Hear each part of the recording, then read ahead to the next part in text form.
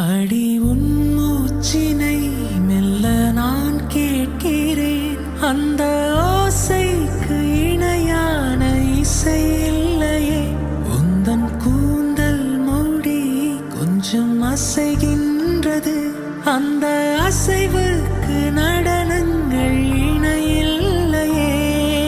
சிற்பம், கவிதை, ஓவியம் மூன்றும் சேரும் ஓரிடம் கண்டேன் பெண்ணே நான் உன்னிடம். பெண்ணெல்லாம் பெண் போல இருக்க, நீ மட்டும் என் நெஞ்சை மயக்க. பூமிக்கு வந்தாய தேவதை போலவே. அடடா பிரம்மன் புத்திசாலி, அவனை விட நான் அதிர்ஷ்டசாலியோ.